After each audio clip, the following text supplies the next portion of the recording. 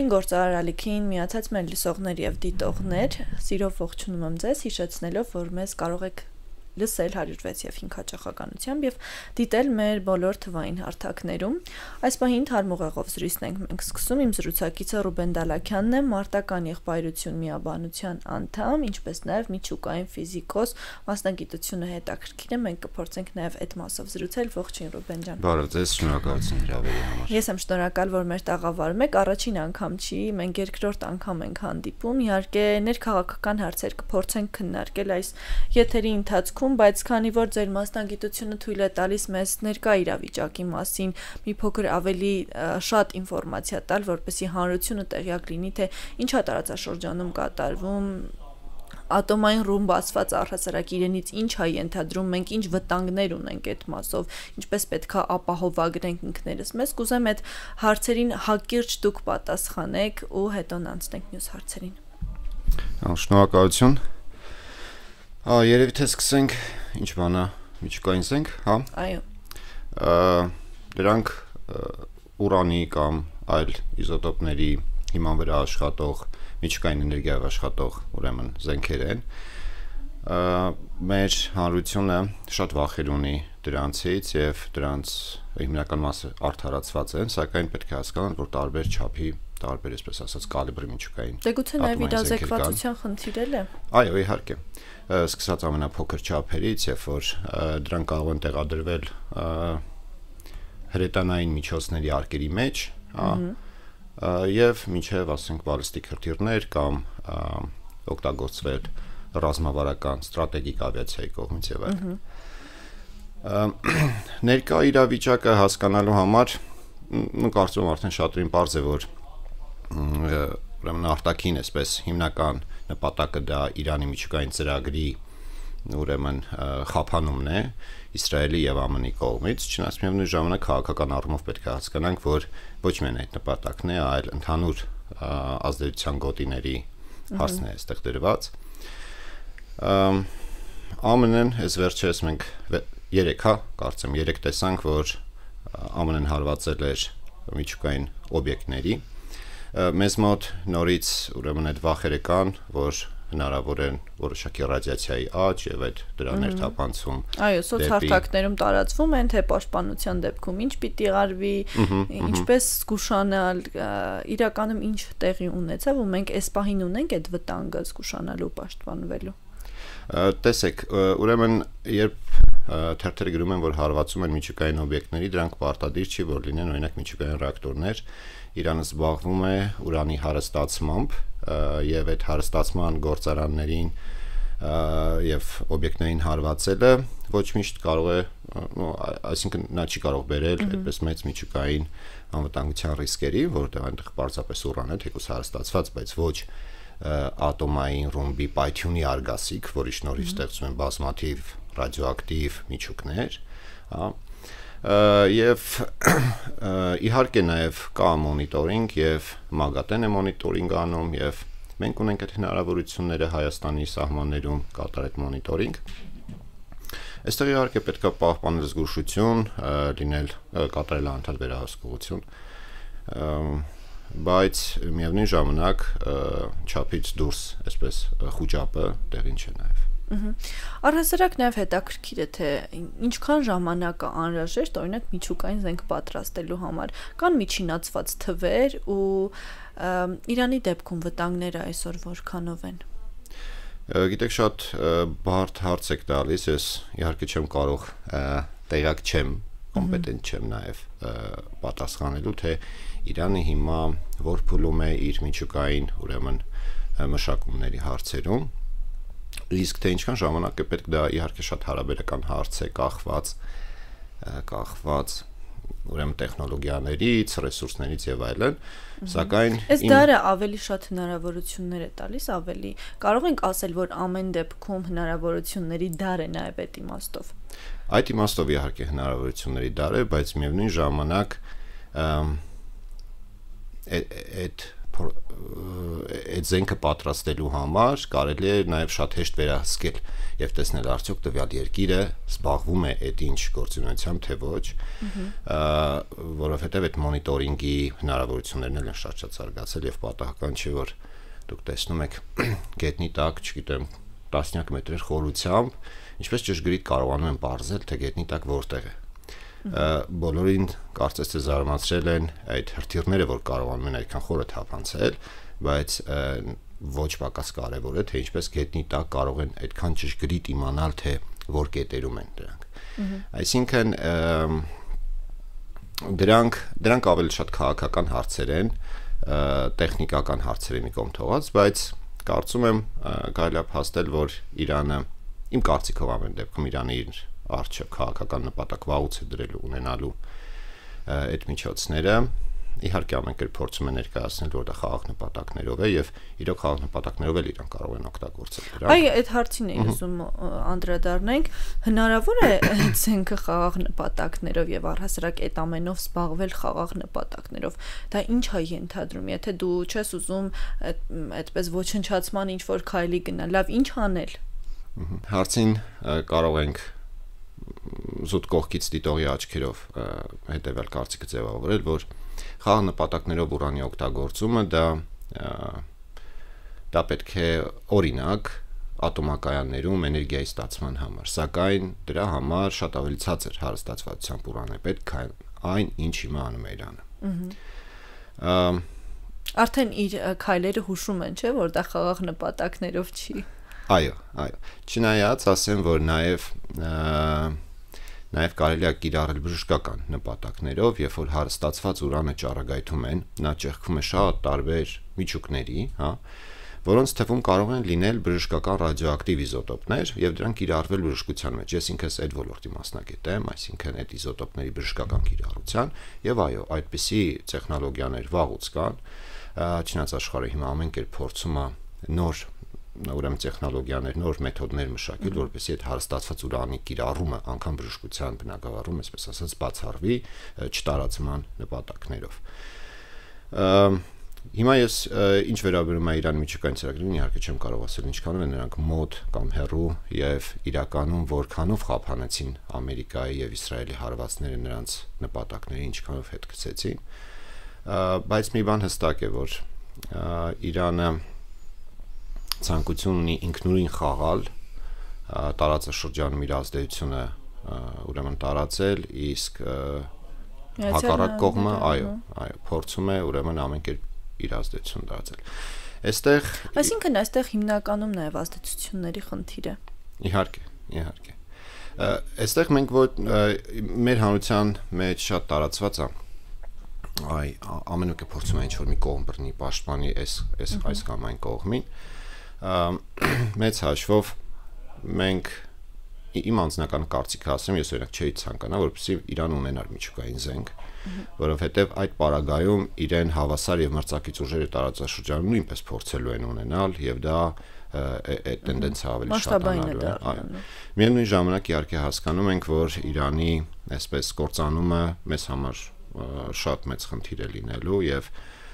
միևնույն ժամանակ չենք ցանկանում, որպեսզի Իրանը, այսպես ասած, շատ թուլանա, քանդվի, մասերի բաժանվի այս պատերազմում, հասկանալի պատճառներով։ Որն է ելքը սրա։ Տեսեք, որովհետև յուրաքանչյուր կողմ իր ցանկությունների այսպես ցուցակն է առաջ քաշում եւ հետ քայլի հնարավորություն կարծես թե հենց այս պահին մենք չենք տեսնում։ Ինչը նաեւ կդրթի այդ խաղաղության հաշտեցման համաձայնությանը։ Իրանի եւ ԱՄՆ-ի միջև։ Այո, Իրան, Իսրայել, ԱՄՆ։ Երրյակի տեսքով նաև փորձենք պատկերը հասկանալ։ Իմ անձնական կարծիքով արդեն բոլոր այն գծերը անցել են, երբ որ կարելի է գտնել այդտեղ խաղաղություն, բայց ես իհարկե չեմ կարող բացառել եւ այդտեղ էլ շատ կոմպետենտ չեմ իհարկե պատասխանելու համար, բայց ինչ մնում է մեր ցանկություններին, մենք օրինակ շատերս ասում ենք, այ մենք ուզենք այսպես լիներ, այսպես հանգուցալուծվեր, բայց որովհետեւ ուղղակի մենք չլինենք пассив դիտորդի դերում, այսպես չնստենք թախտին եւ ինչ որ բախտից լավ բաներ ցանկանանք, մենք պետք է պատրաստ լինենք ցանկացած զարգացման։ Դա նշանակում է, որ մենք պետք է ուշ կուտակենք մեր պաշտպանական ոլորտը բարեկարգենք, որը ցավոք սրտի այսպես տեսնում ենք, որ լուրջ քայլեր չեն արվում, այլ հույսը դրվում է ինչ որ մի խաղաղության հիպոթետիկ իրավիճակի վրա, բայց անգամ եթե դու գնում ես այդ ուղղությամբ, դու պետք է վստահ լինես, իսկ ինչ կլինի, եթե չլինի այդ խաղաղությունը, եթե դա չաշխատեց, որը որ կարծում եմ շատերից կարծիքով շատ բոլոր ելքերը ամեն դեպքում պիտի հաշվարկածում։ Ինչ է անում մեր ղեկավարությունը, որ ամենաառաջին իր պարտականությունն է երկրի ժողովրդի անվտանգությունը ապահովելու եւ ինչ է անում բանակը մոդեռնիզացնելու համար։ Սա նրանց պատասխանատվությունն է եւ կարծես թե ոչինչ չանելը բեռ է պատասխանատվությունը, որը վաղը միսով նրանց արժեվ կանգնելու է մեզ բոլորիս արժեվ։ Դե օրենքը մերժվեց, որը ըստ նրանց պիտի լավ աշխատեր բանակի նորացման համար, կարող ենք չասել, որ դա բարեբախտաբար մերժվեց։ Այո, իհարկե։ Ինչ կասեք այդ օրենքի մասին, առհասարակ ամեն դեպքում հավանականություն կա, որ հետագայում էլ նման օրենք, եթե նախադեպը եղել է, հետագայում էլ էլի կքննարկվի, առաջ կքաշվի, այսինքն այդ գաղափարը ինչ որ չափով ընդունված է թիմի ներսում։ Մենք ոնց ենք ընդունում մեր բանակի համար, այն կատարյալ ու լավ գոնե տարածաշրջանի համար մեզ պաշտպանելու իմաստով, արդյոք նման բանակը կարող է չգիտեմ, ապահովել թեկուզ այս փոքր պետությունը եւ ժողովրդին։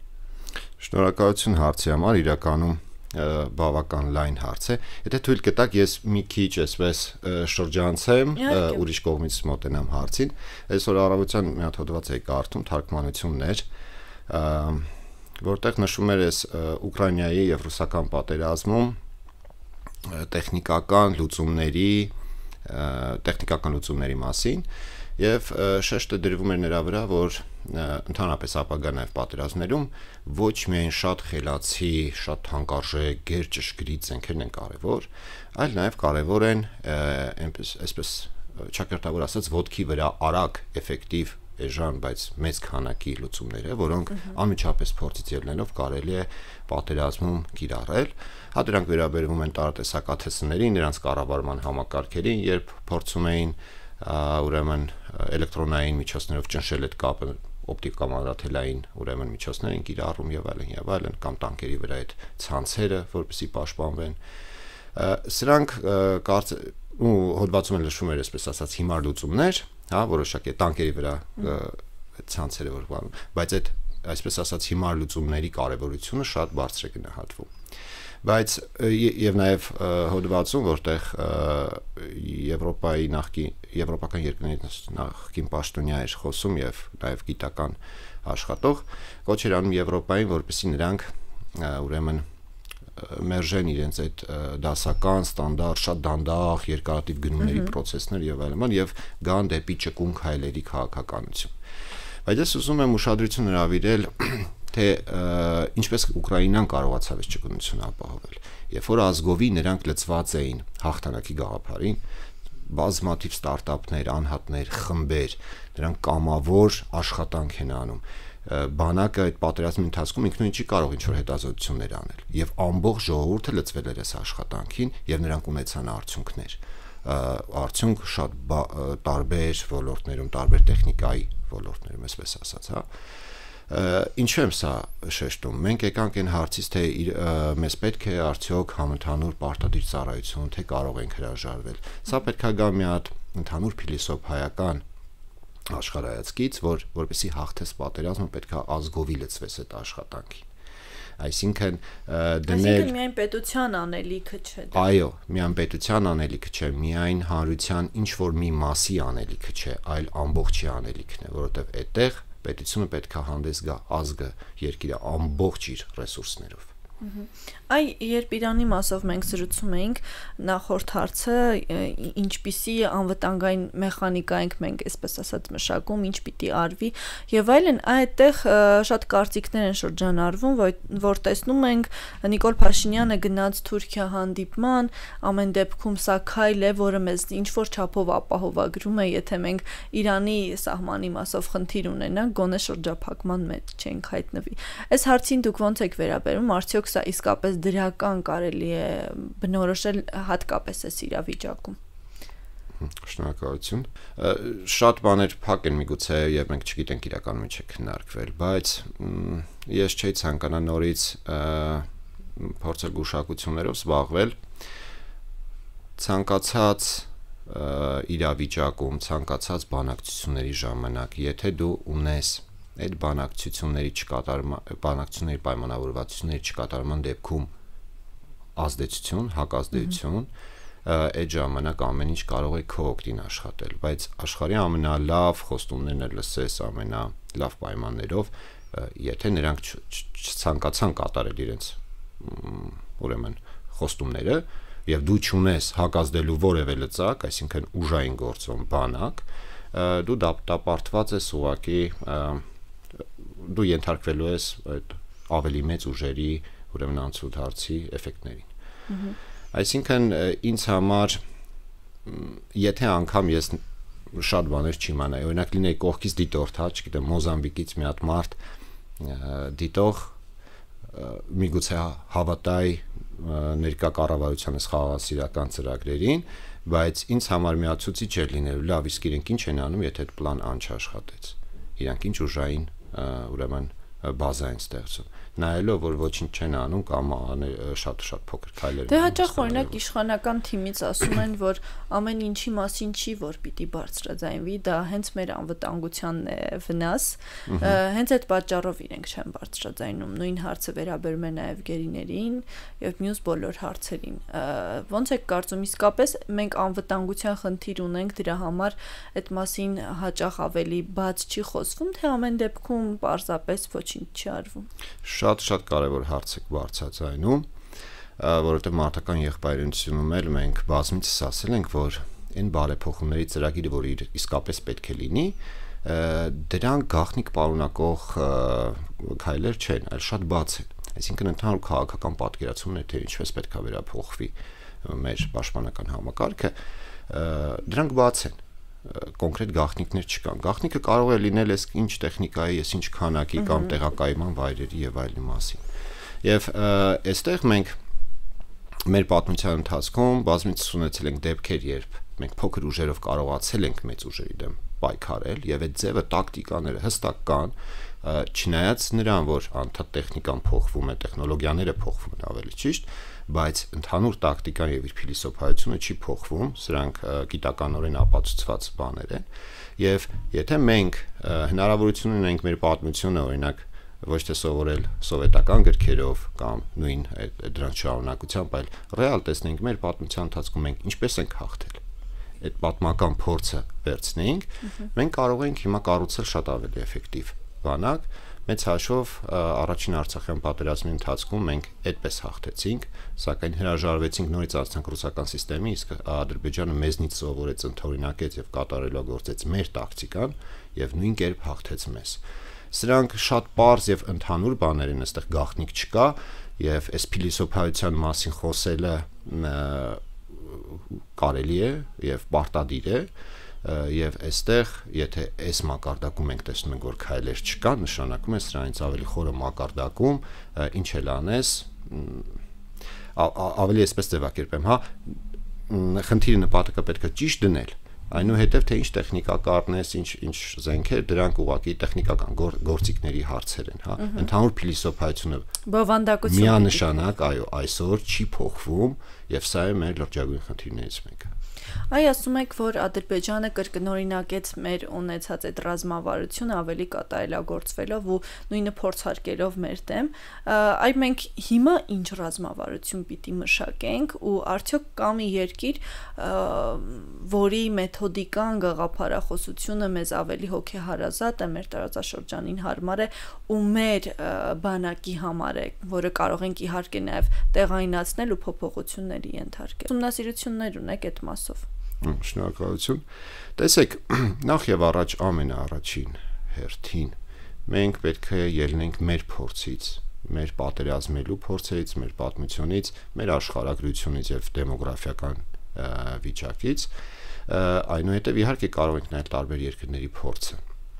Սրանք չի կարելի որևէ դեպքում այսպես կուրորեն պատճենել բերել, բայց այդտեղ սովորելու իհարկե շատ բաներ կան։ Միշտ իսրայելական փորձն է օրինակ բերվում Եկեք իսրայելական փորձից խոսենք, օրինակ տեսեք անկախ կերպով նայենք, օրինակ Իսրայելի գործողությունները, նրանք տեսնում են վտանգ, դրանք չեզոքացնում են այդ վտանգը, որպեսզի դա չհասնի իրենց սահմաններ մի օր։ Ինչ պետք է մենք անենք։ Նախահարձակ լինելու գաղափարախոսություն։ Այո։ 2020 թվականին, երբ որ բազմաթիվ այսպես կուտակումներ կային տեխնիկայի եւ այն ժամանակ էլ մենք լիովին ունենք այդ հնարավորությունները, ուրեմն տեխնիկայի մարդկային կուտակումների մի ահռելի մաս վերացնելու մեր սահմանների մոտ, դա չարվեց։ Մենք ունեինք բազմաթիվ ուրեմն հրետանային կայաններ, հրթիռային համալիրներ եւ այլն, եւ նրանք շատ փորձներ ցույց տվեց պատերազմի ժամանակ, որ նրանք շատ տեղեր բավական էֆեկտիվ կիրառվեցին եւ մեր հրետանին շատ լավ է գործում, այդ դպրոցը մեզ մոտ շատ լավ կա, բայց դա չարվեց։ Սա ուղիղ պատասխանատվություն է մեր ուրեմն ռազմաքաղաքական ղեկավարության հանդեպ։ Նրանք տեսան սպառնալիք ժողովրդի երկրի նկատմամբ եւ դրանք չվերացրեցին, դա իրենց պարտականությունն էր։ Մենք պետք է այս ձևով մոտենանք հարցին։ Մենք չպետք է մնանք մեր սահմանների մեջ, անդադ փորձենք պաշտպանվել։ Մենք պետք է լինենք նախահարձակ, փորձենք հնարավորինս ռազմական գործողություններ տեղափոխել թշնամու տարածք, որովհետեւ մեզ արդեն շատ քիչ տարածք է մնացել եւ ապահով թիկունքի տարածք չունենք, մենք պետք է թափանցենք թշնամու տարածք, գործողություններն այնտեղ իրականացնենք։ Եվ այդպես է միայն որ կունենանք հաջողություն։ Եթե կարճ երևի այսքանը որպես։ Բայց այստեղ մի հարց էլ կա, էլի միշտ նախահարձակ լինողը ամենաշատ զոհերն է տալիս եւ ամենաշատ կորուստներն է ունենում։ Մենք այդքան ռեսուրս ունենք, թե մարդկային իմաստով եւ թե անվտանգային, ինչքան պիտի պատրաստվենք, որ այդ դրան կարողանանք հասնել։ Տեսեք, նախահարձակ լինելը չի նշանակում այսպես 10,000 զորքով հասնել չի։ Եվ արդյոք նախահարձակ լինել մենք կարող ենք դիվանագիտական դաշտում նախահարձակ լինել։ Միայն այդ կողմից չնայենք հարցին։ Թեկուս, բայց եւ դիվանագիտականը եւ ռազմականը պետք է զուգահեռ աշխատեն, առանց մեկը մյուսի դժվար է։ Տեսեք, օրինակ 2020 թվականի սեպտեմբերին, երբ որ ես խոսում եմ նախահարձակ լինելու մասին, այստեղ որևէ անց չպետք է հասներ թշնամու թիկունք, ասենք 20 կիլոմետր խորությամբ։ Երբ որ նրանք հանգիստ կատարում էին ինժեներական աշխատանքներ, դիրքեր էին բանանում, փորում, իրենց արտիլերիայի համար եւ այլն, եւ դա տևում էր շաբաթներ, եւ միգուցե ավելի երկար, եթե տարիների ընթացքում են դրանք պատրաստում։ Մենք հրետանային հարվածներ հասցնելը կարող է լինել ինչ-որ ժամի գործ, ժամերի գործ։ Եվ այդտեղ դու կորուստներ չունես։ Դու միանգամից պատերազմից առաջ ռեալ նվազեցնում ես նրանց անգամ պատերազմը սկսելու, խոշորամասշտաբ պատերազմ սկսելու հավանականությունը։ Պատերազմը իհարկե հենց այդ պահին կսկսվեր, բայց նրանց պլանները դու կխաթարեիր։ Այդքան մեծ պատերազմ միգուցե նաև նրանք ի վիճակի չլինեին արդեն ուրեմն սանձազերծել։ Հիմա երբ տարածաշրջանում ամեն դեպքում լարված իրավիճակը եւ շատ է խոսվում այսպես մասշտաբային ավելի ընդլայնման մասին, արդյոք մենք այս իրավիճակով, քանի որ պարզ է չէ, որ մենք ժամանակ չունենք այլ պատրաստվելու, այլ զենք գնելու հնարավորությունը կարծես թե կասեցված է մեզ մոտ, այն ինչ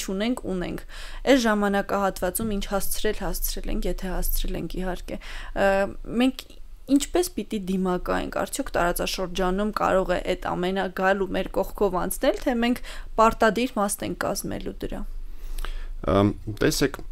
ժամանակի առումով նախ եւ առաջ առաջին հերթին ուրեմն մենք պետք է ասենք, որ մենք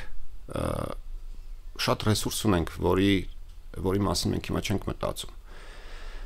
Առաջին հերթին պետք է չհանձնվել։ Սա պետք է լինի այսպես հստակ որոշում, թե քաղաքական, թե անձնական բոլորիս մակարդակով, հստակ որոշում չհանձնվելու։ Եվ այս ընթացքում հնարավոր է ես օրինակ խոսեցինք, չէ, այս Ուկրաինայում արագ